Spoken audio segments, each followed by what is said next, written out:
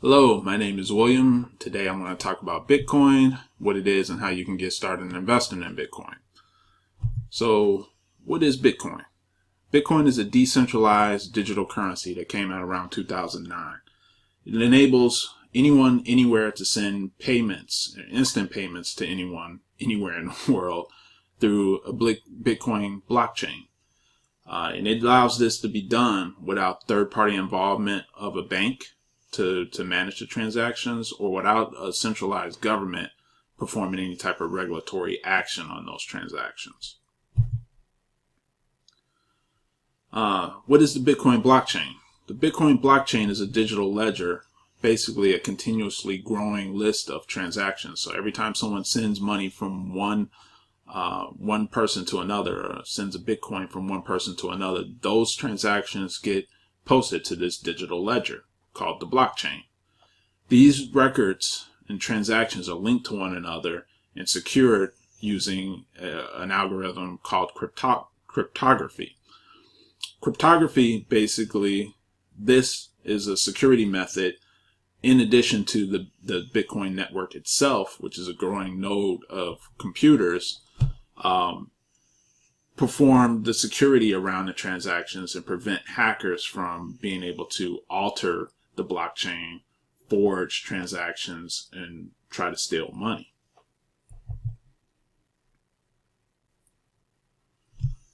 Important concept in money is decentralization. And decentralization is the idea of distributing and dispersing function, control, or power away from any single governing body or entity. The best way to illustrate this is to look at our dollar compared to Bitcoin. Our dollar is a fiat centralized currency, meaning it's largely controlled by banks and our government, the U.S. Treasury Department.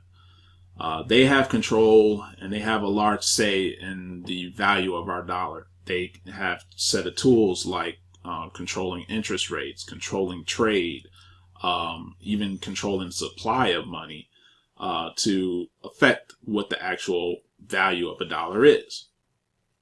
It's also important to note here that they have control to increase the supply of dollars. They can borrow more money. They can borrow against credit from other countries and are able to print more money. In contrast, Bitcoin is a decentralized digital currency, meaning there's no single authority that has control or say over what the value of Bitcoin is. Really, it's the community that uses Bitcoins, the peer-to-peer network, and the users like you and myself that say what Bitcoin is valued at. Another important thing to note with Bitcoin is that there's only 21 million coins ever going to be made of Bitcoin. There's no way to increase that. It's a fixed supply of Bitcoin. So again, only 21 million coins will ever be made. And this concept ties into Bitcoin scarcity, meaning there's that fixed supply of coins, again, 21 million coins ever, but there's a growing demand. Bitcoin really is the purest form of the laws of supply and demand. That fixed supply always has to be balanced with that increasing demand in Bitcoin. And where's this demand coming from? Well, retailers are now getting on board with Bitcoin. There are more and more retailers, both online as well as brick and mortar retailers, that are now accepting Bitcoin as a form of payment for their goods and services. There's also more speculation going on in the marketplace. You see the price of Bitcoin rising. People are wanting to buy Bitcoin as a form of investment. And that's all going back to the price increasing that we're seeing. If you have a fixed amount of assets and you have an increasing demand, then people are going to be more and more willing to spend more money to buy Bitcoin. So, knowing this, you probably want to know where you can get Bitcoin or how you can buy Bitcoin. And there's a few different ways. I'll talk about a few of them here. There's some simple ways and there's some more advanced techniques to get Bitcoin. One of the most easy and simple ways is to open up a online wallet. Coinbase is one of the most popular ones out there, but there are others. But basically, once you create a Coinbase account, you can link your Coinbase account to your credit card as well as your bank account, and then you're able to buy Bitcoin. You can transfer funds from your credit card or your bank account and buy your Bitcoin. Another way, now that Bitcoin is becoming a little more mainstream, is through a Bitcoin ATM. And there's a website out there. It's called coinatmradar.com, where you can enter in your address and it'll tell you where there's Bitcoin ATMs near you.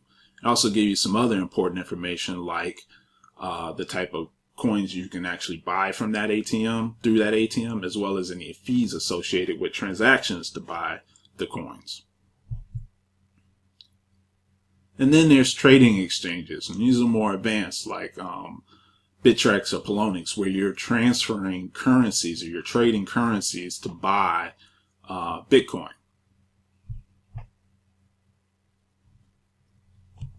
So having gone through that, let's talk about a few other items, like what is a confirmation, and a few other terms like what are transaction IDs, block explorers, other concepts about how Bitcoins are created, and what is mining and what's block halving.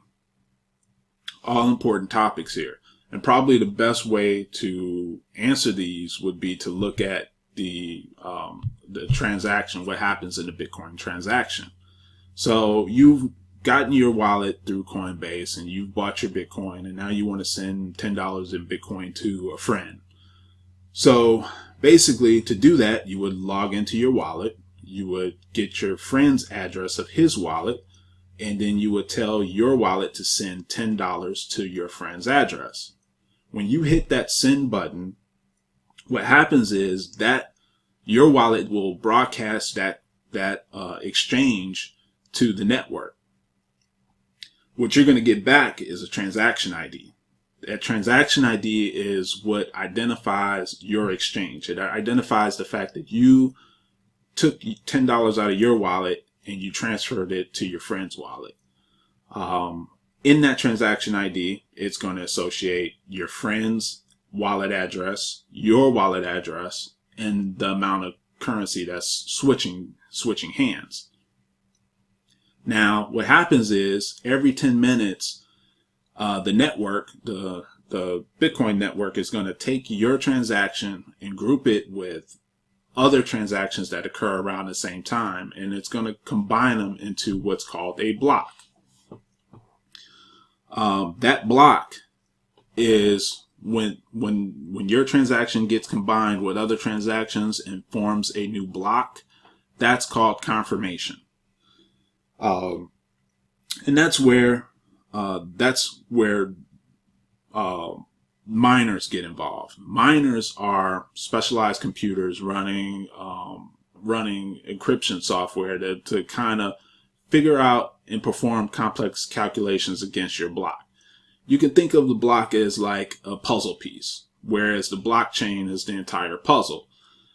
These computers now have to figure out how your block, that individual puzzle piece, is going to fit inside the blockchain. So it's now performing these calculations to figure out how that happens. And that's the process called mining. Well, what happens is eventually one mining system or mining PC is going to figure out the actual puzzle. They're going to figure out how to get that block to fit into the blockchain.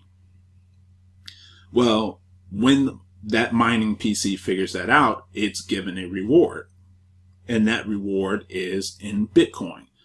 And that's how new Bitcoins are actually created, through the mining process. They're rewards that are given for work done on the blockchain.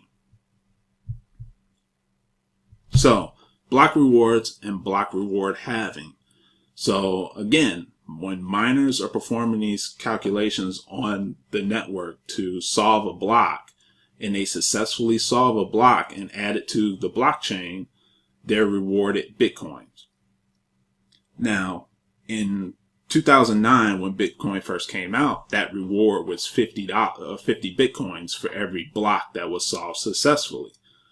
What happened is that the developers of Bitcoin wanted to figure out a way to maintain the supply of Bitcoin, that it didn't become oversaturated where there weren't any more Bitcoins, because the network would not need to exist. There would not need to be any miners involved if there were no more Bitcoins. So in order to make sure that there were always Bitcoins available, they introduced the concept of block halving. So basically, every 210,000 blocks that are successfully solved, the rewards that are provided for a successfully solved block get cut in half. So in January 2009, when Bitcoin first came out, again, the reward was 50 coins. That got cut in half in November 2012, where it got cut down to 25 Bitcoins. And then it halved again in July of 2016 down to 12.5 Bitcoins.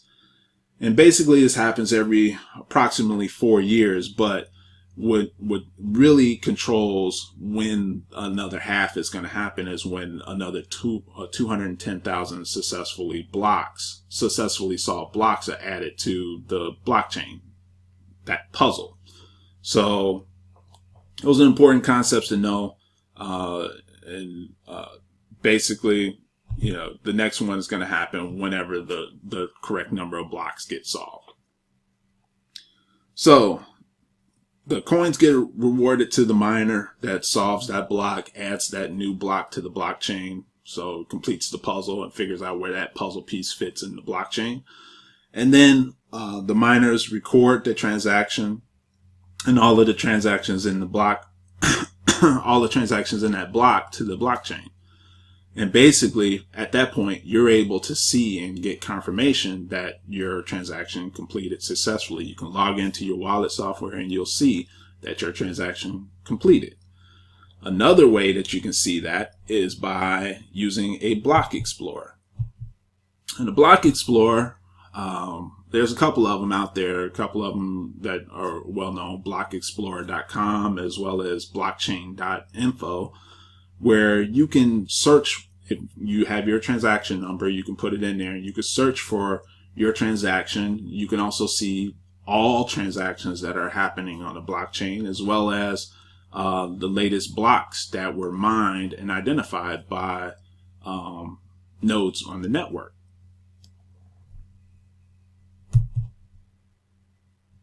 So with that, I just want to say thank you for taking the time out to watch this video. I also want to give out a special shout out and thanks to Craig Grant and BCC School. And I wanted to say, get started today. If you haven't, Bitcoin is here to stay. It's a great way to invest and earn money. Get started today by opening up an account with Coinbase. And if you do so, you can use this link down here, the tinyurl.com/cryptou, and you can get $10 in free Bitcoin. So with that, thank you very much. Have a great day.